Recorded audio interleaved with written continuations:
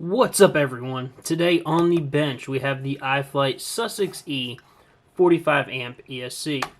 Now this ESC is from iFlight's budget line of products, but is it really budget? Stick around to find out.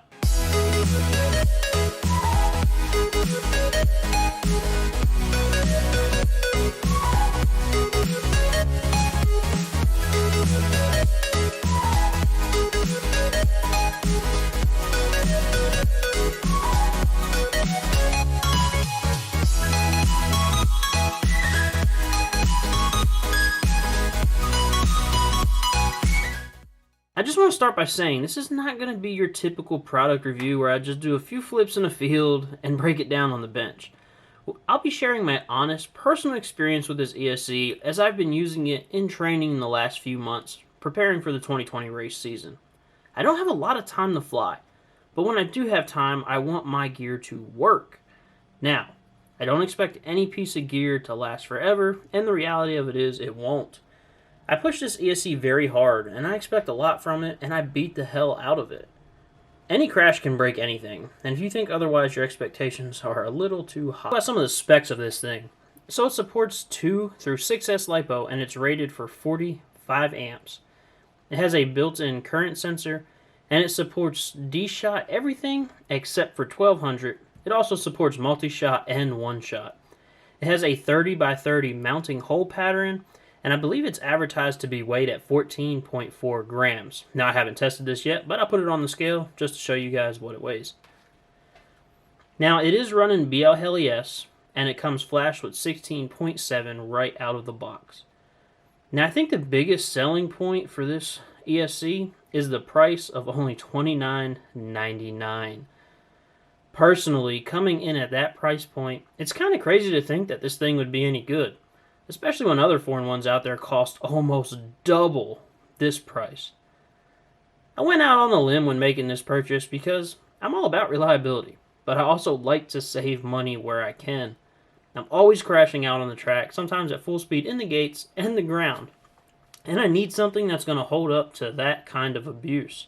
When I got it, I did install the Jazz Maverick firmware on this ESC, since it does run BLHES, and I also made changes to filtering in Betaflight to reflect the Joshua Bardwell's RPM filter setup video, so if you want to know how to do that, check that out. Now, once I got on the track for the first time, on the first pack I flew, I literally crashed not long after taking off. When I walked up to the quad, I was so worried that it was over because it was a hard hit. I hit that arm switch and the motor spun. I was extremely relieved. So with a successful day of a lot of crashing, practice was over, and to my surprise, the ESC was still holding up after the first hard day of pushing. In reality, a product lasting one good day of flying just isn't good enough, because we want to expect more out of something we spend our money on. So again, I took it out to the field for another day of practice, and I put a lot more batteries through it, of course with a lot more crashes.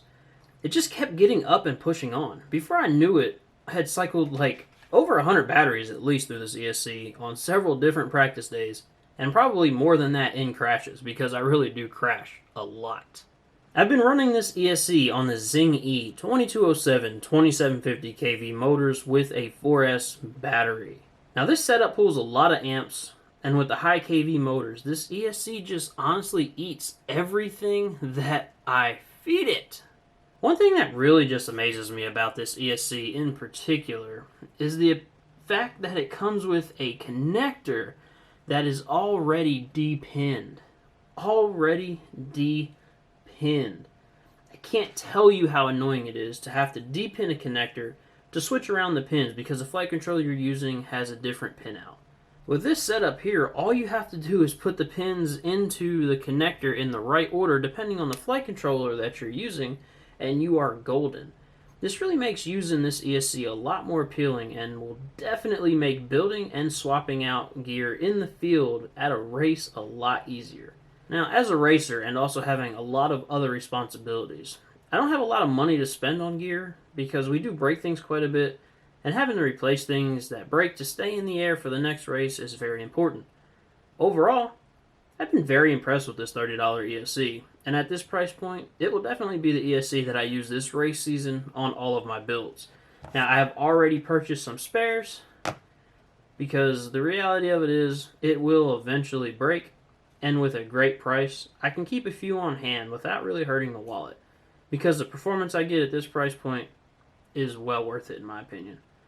Thank you for watching, and if you enjoyed this, show some support by hitting that subscribe button. Stay tuned for some more product reviews in the future. Y'all have a good day. Fly safe.